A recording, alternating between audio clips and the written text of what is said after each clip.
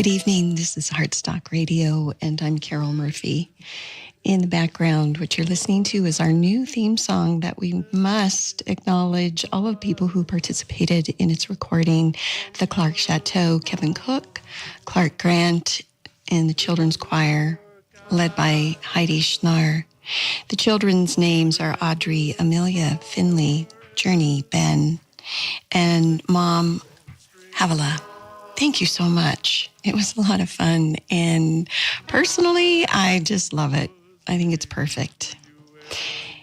This week on Heartstock, first of all, I have to say thank you so much for tuning in and listening. It is a mildly gorgeous day here in Butte, and our guest this week is Yarrow Kraner. In just a moment, we will be back, and Yarrow will introduce himself and tell you what he's up to.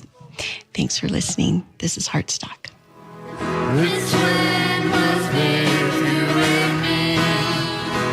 I roam and ramble, then I follow my footsteps through sparkling sands of the desert, and all around me a voice was sounding. This land was made for you and me. Thanks for tuning in. This is Heartstock Radio. I'm Carol Murphy. Our guest this evening is Yarrow Kraner. Hi, Yarrow. Hello, Carol. How are you? I am most excellent. Not bad for somebody who has spent all day on the computer. Yarrow, you have a lot of irons in the fire, as we like to call it. Please tell everybody who you are and what you do.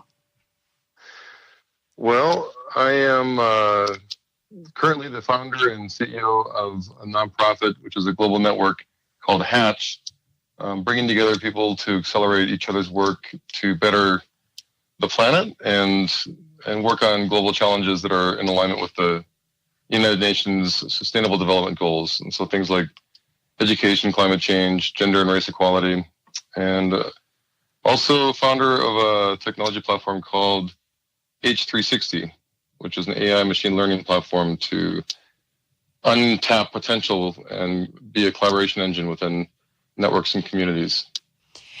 First thing I would like to talk about, because there's a lot of material in just what you said now, I would really love to hear what led you to this place in your life. What was your inspiration? Where did you grow up? Can you help us get to know you a little? Sure. I think the first, biggest role model that I had in my life was my mom, who left an abusive relationship when I was 2 years old, 25 cents in her pocket, and proceeded to earn enough money to slowly work her way through her family's first college degree. And so there was a few years there where we were moving kind of in and out of homes that were getting condemned and bulldozed. And I just, at that point, became rather used to change and kind of maybe enamored by it, and realized at a certain point later on in life that creating change and being able to kind of help direct positive change was something that I had a skill set for and was kind of mildly addicted to, and finding others that were doing the same. So I graduated film school from Montana State University, went to Los Angeles to be a director, and I was in the film industry for a while and ended up starting a company a little bit by accident, based on the premise of real-life superheroes. Not athletes and entertainers as the only role models that we have, but educators and scientists and composers as a platform to be able to support each other in the work that they're doing, and also using that platform as a way to inspire kids in the next generation to tap into their own superpowers and realize that there are people within your communities and families that are amazing human beings, and also, most importantly, within you. So that was a company that we started in '99, and it grew to about 1.5 million people. It was one of the pioneer social media sites.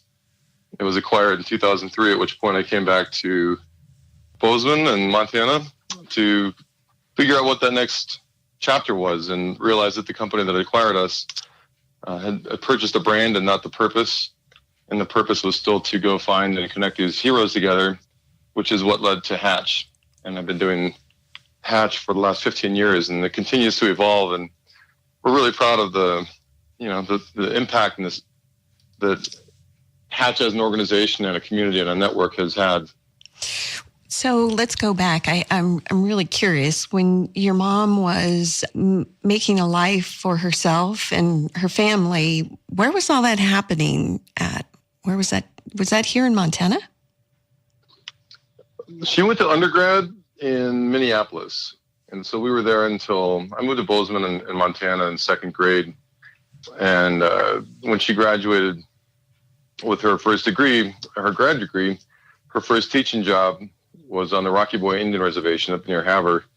So we moved there for 7th and 8th grade. I was the only white kid in the whole school, and they called me Little Custard. And that was essentially the game. You know, if they could catch me before I could get to my house every day after school, then they would have a lot of fun. I can imagine. So I moved there playing cello, and I left there lifting weights. So at some point, did they stop chasing you because they were afraid what would happen to them if they caught you? Oh no, they caught me every other day. I got kicked around quite a bit, but I can imagine. right toward the end of that last year, I'd had enough, and you know, basically turned around and chased a bunch of them off, and they realized that was pretty much the end of that game. So, Yeah. but it took a year and a half before that happened. So what kind of good takeaways did you gain from that experience that has helped you with Hatch and what you're doing now? Well, that's a really interesting question. I did have a very transformative moment, kind of an aha moment, about a year and a half later when I was going to school in Helena before I moved back to Bozeman High. And I came out around the corner at this basketball tournament and saw all these kids that used to bully me. And I had continued to get really fit, and I was wrestling and playing football. And basically I had this moment of like, wow, I could just completely crush these kids right now. And this almost kind of like a bunch of flashcards, like of all the reasons why they carry the anger that Yes. they have, and having that empathy, and just kind of realizing that they're perpetuating this cycle, but I don't need to be with someone who perpetuates that cycle.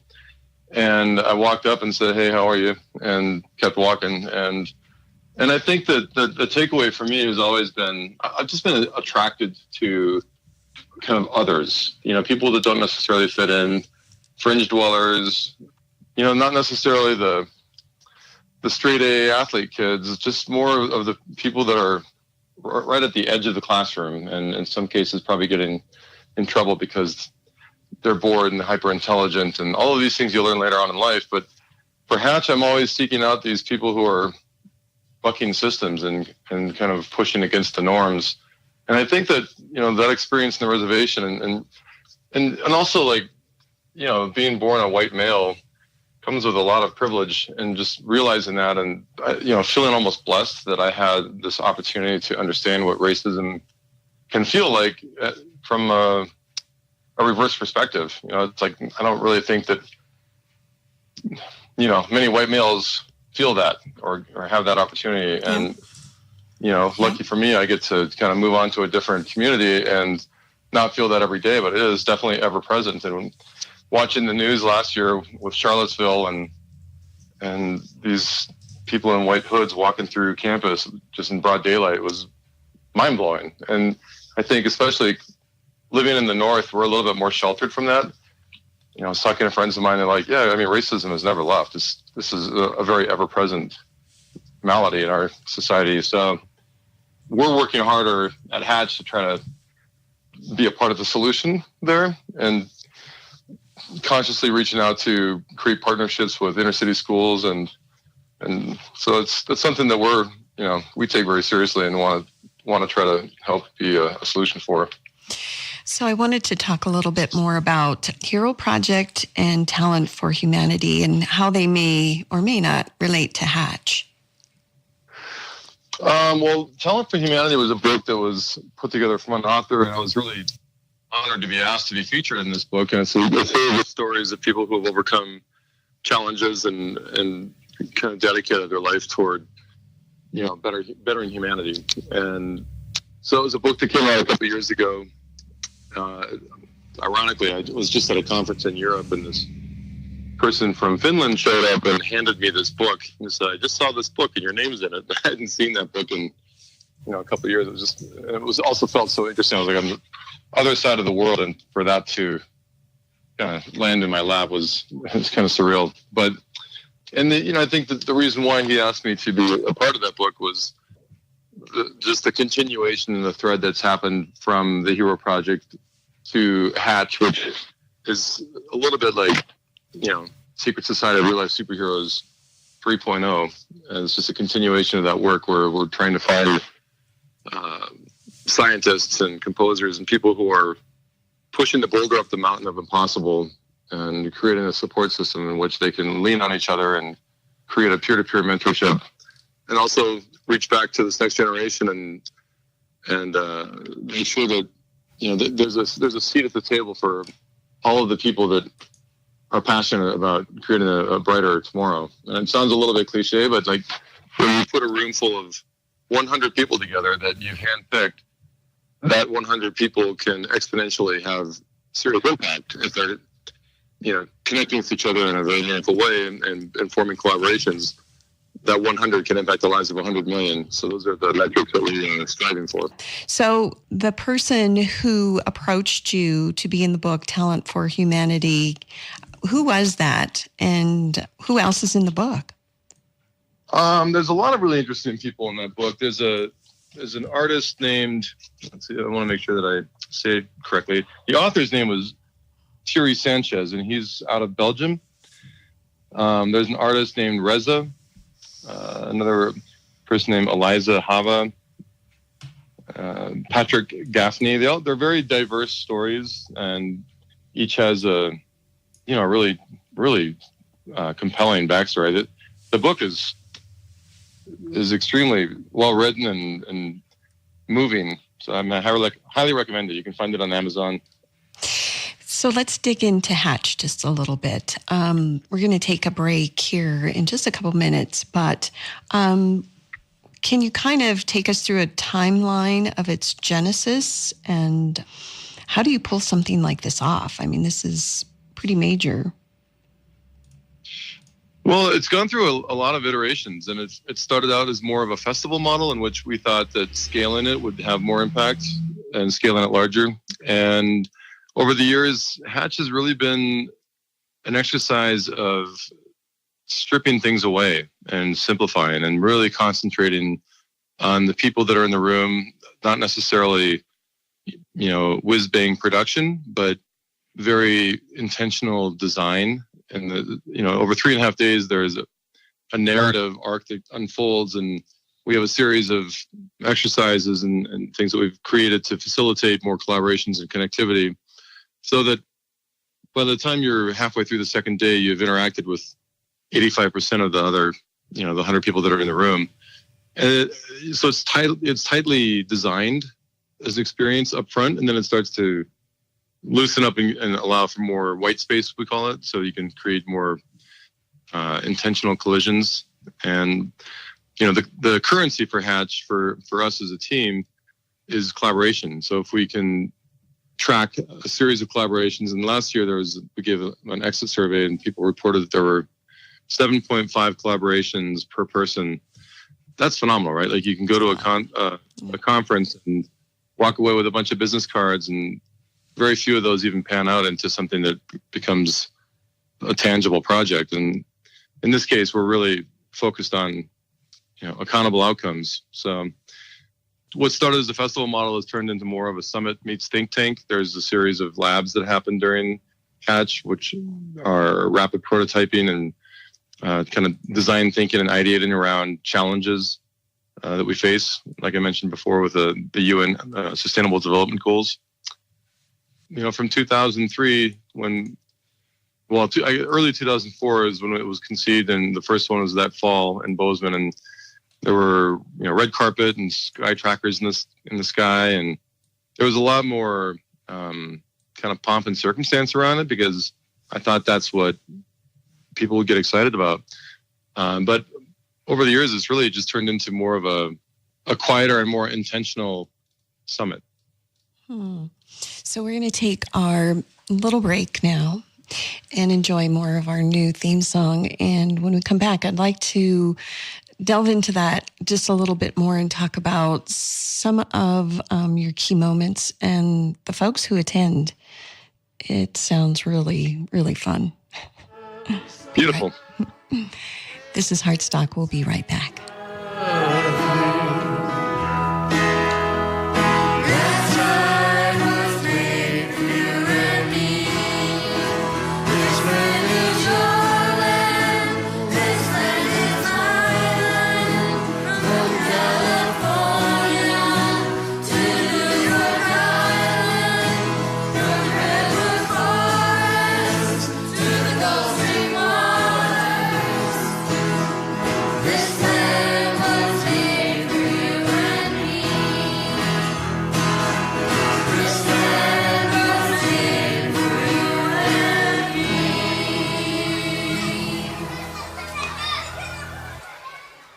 This is Heartstock. I'm Carol Murphy. Thank you so much for listening in.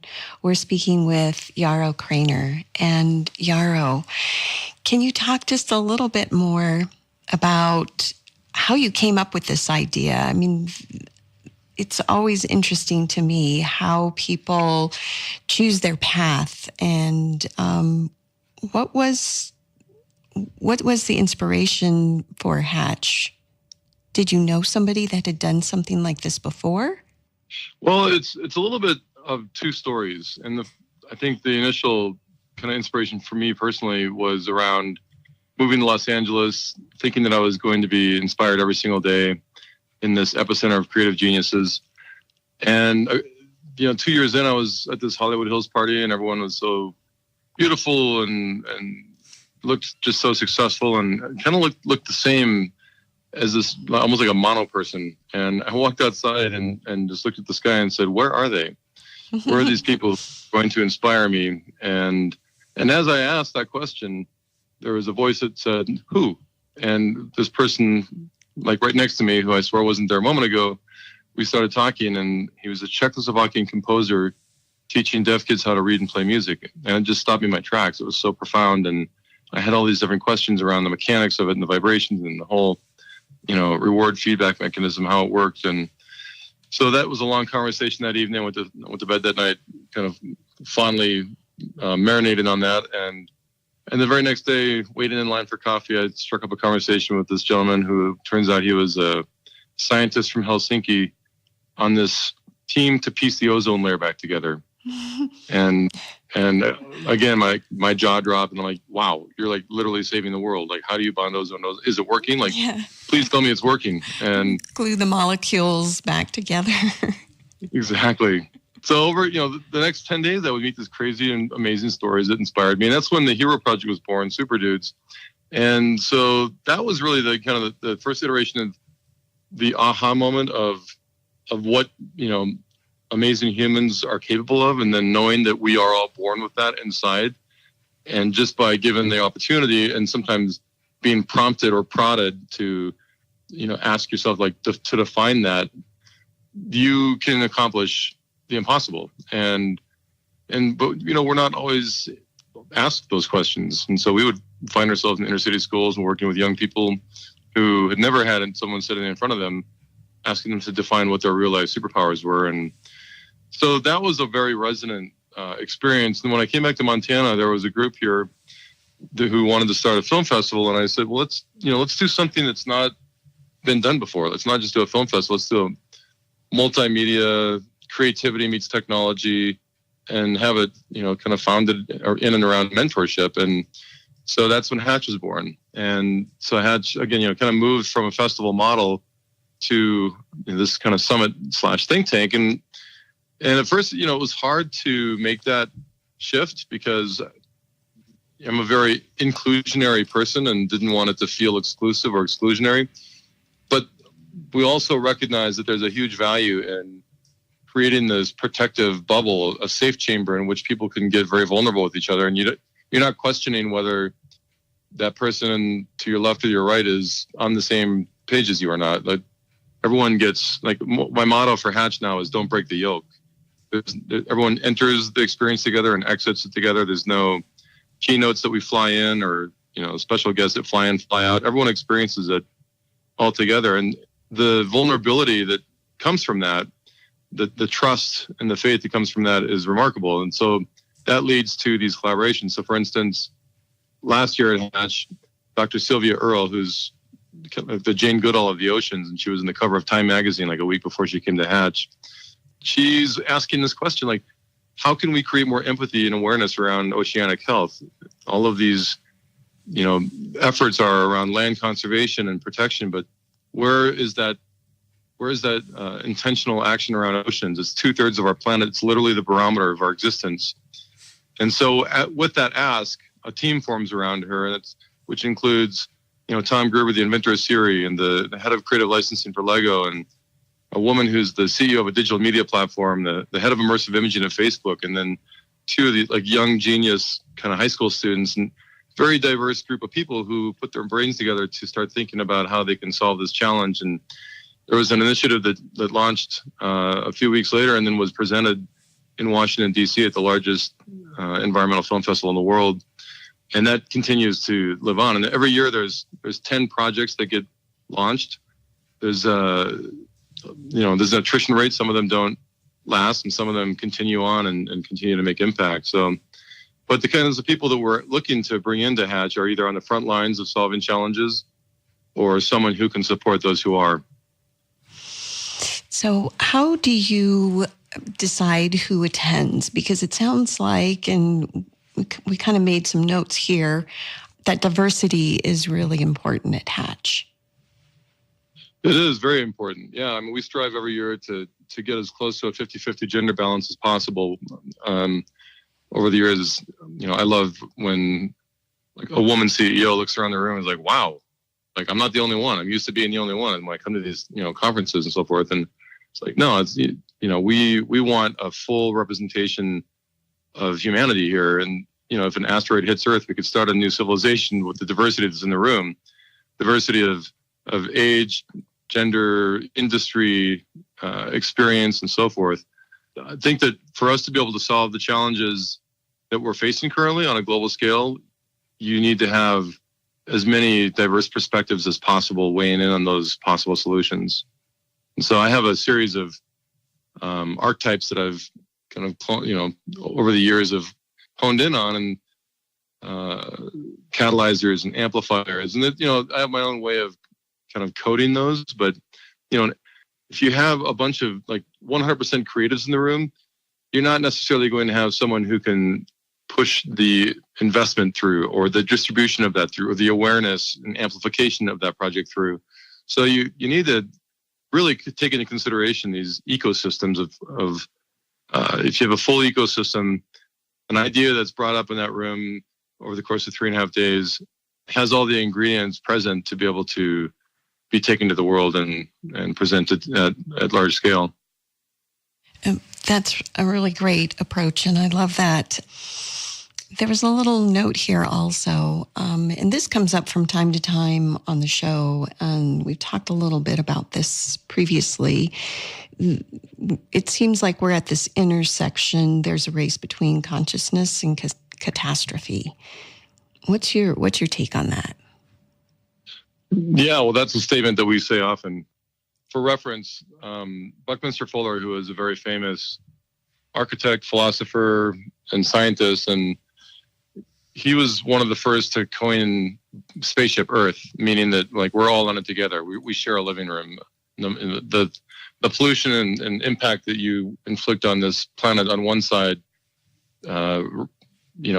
within a year impacts the other side of that planet. So the president of the Buckminster Fuller Institute is a man named David McConville, who's part of the Hatch Network and someone that I look up to. And he was a protege of Buckminster Fuller's. And he moved from his really beautiful little home in Asheville, North Carolina, to the Bay Area. And I flew down and met with him and was chatting with him and asked him why. Why did you leave that existence for this existence? And he flipped over this napkin and wrote down these 5 different lines. And he said, if this, and this doesn't reverse, not just get mitigated, but reverse in the next 18 to 19 years, we pass the point of no return. I moved here to accelerate my work.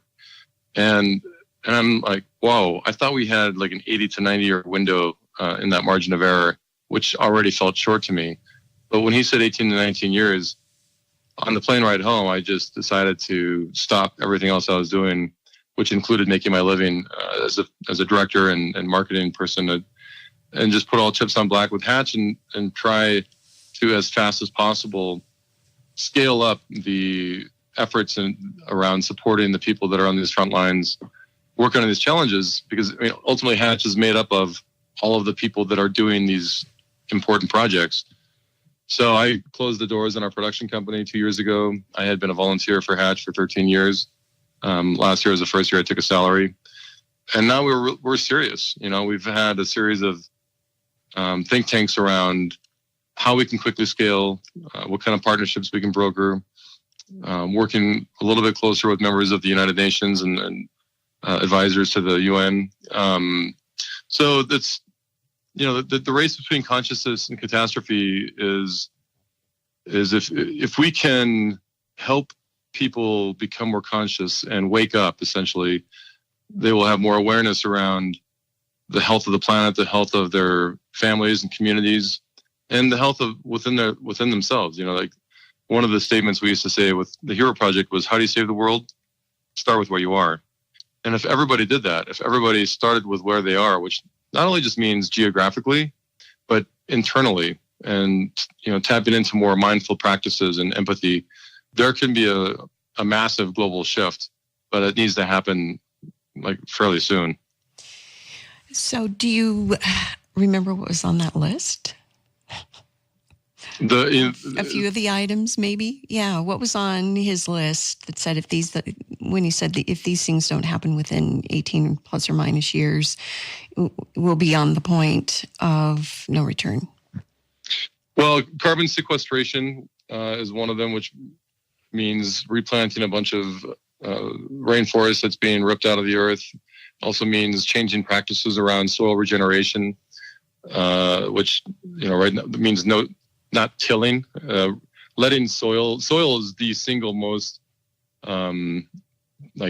most powerful ally that we have in carbon monoxide sequestrations. And so there's a series of, you can go to bfi.org, I think it is. Let me double check on that. And there's a list of things that can happen, within your own reach, right? I mean, sometimes I think that we all feel a little bit helpless and we're not really sure where to start. But if you go to bfi.org, there's a series of lists, and Project Drawdown is another one, projectdrawdown.org. I highly recommend educating yourself on that. What does BFI, what's that stand for? But BFI is the Buckminster Fuller Institute. Gotcha. So we've got just short of a minute left. How might folks contact you and get more involved in all of these ideas? Well, you can learn more about Hatch at hatchexperience.org. And my email address is yarrow@hatchexperience.org. And there's a link on there where you can click get involved or apply to come. And we're always looking for strong team members that can, help us put together these conferences, these summits. And we do, in between the summits, we do these things called Hatch Labs, which are rapid ideating think tanks to kind of break companies through innovation barriers. And so helping people kind of get unstuck at large corporate levels. And so last year we did labs with Intel and Ernst & Young, Hasbro, GoPro, and very effective way for us to be able to make large scale impact by working with these companies that have such a legitimate footprint on the planet. Love what you're doing. Unfortunately, we are out of time. And thank you so much, Yarrow, for sharing what you're doing, and thank you for doing what you're doing. Thank you so much, Carol. And I want to give a big shout out to one of our biggest supporters in Butte, Headframe Spirits, and John and Courtney McKee. Yes. These guys are very innovative folks, and really appreciate them being part of our family. Yes, they are stars in Butte for sure. This is Heartstock Radio. I'm Carol Murphy. Thank you so much for listening. See you next time. Bye-bye. on the sign it said, no trespass. Heartstock Radio is a production of KBMF 102.5 Butte America Radio. Hear our live programs every Friday at 5 p.m. Mountain Standard Time via livestream at butteamericaradio.org. That sign was made.